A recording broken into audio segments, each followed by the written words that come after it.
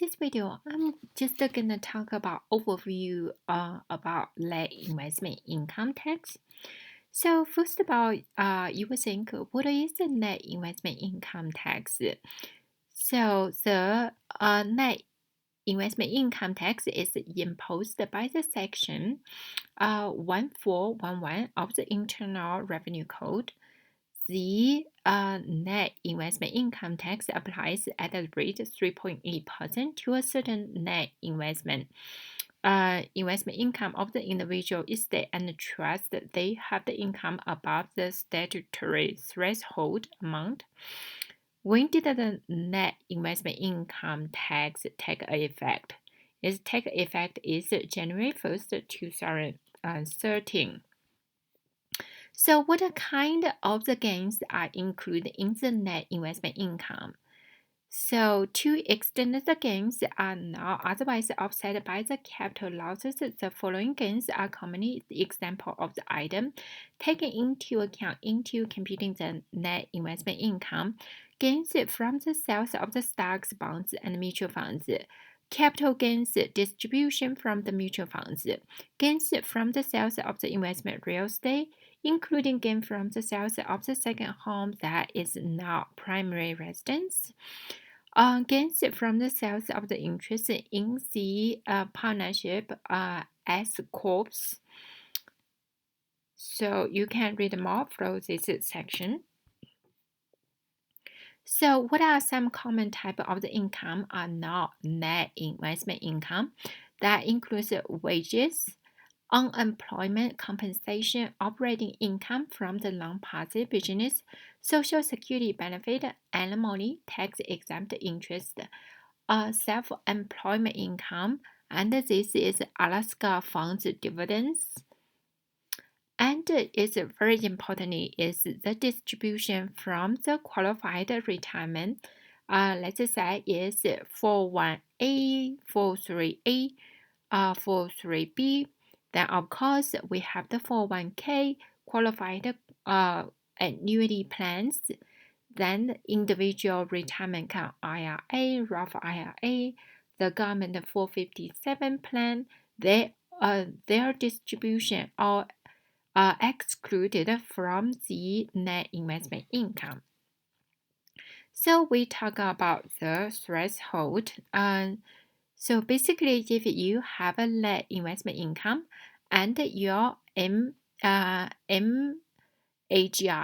which is modified adjusted gross income, you have to understand your net investment income is added to your modified adjusted gross income.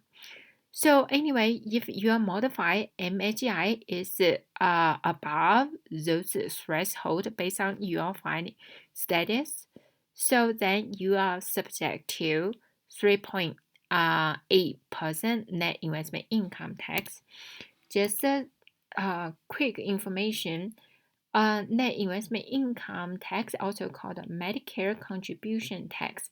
There's a little note here. Say even you are exempt from the Medicare tax, you may still subject to net investment income tax if all those information holds.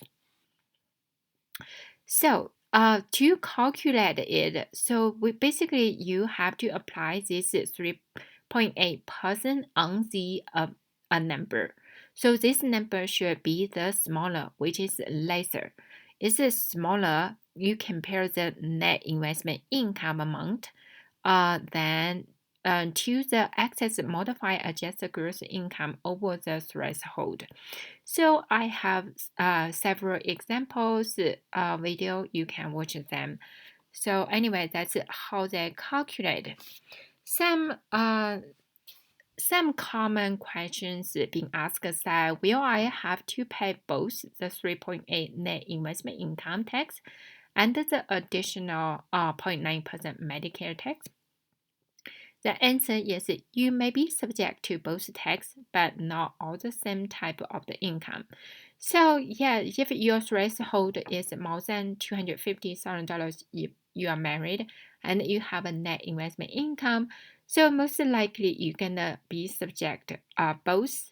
So when your MHI is greater than $250,000, so you should think about your marginal tax gonna increase basically 3.8% plus 0.9% is 4.7%.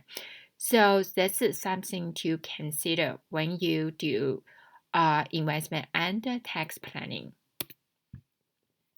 So the last thing say if I am subject to the net investment income tax, how will I report and pay the tax? So for the individual is that you use the form 8960. So basically, if you are in your tax form, you have a form 8960, which means tell you you are paying the net investment income tax. So just look into your tax return, see if you have 8960 form. So this will help you to understand your own tax.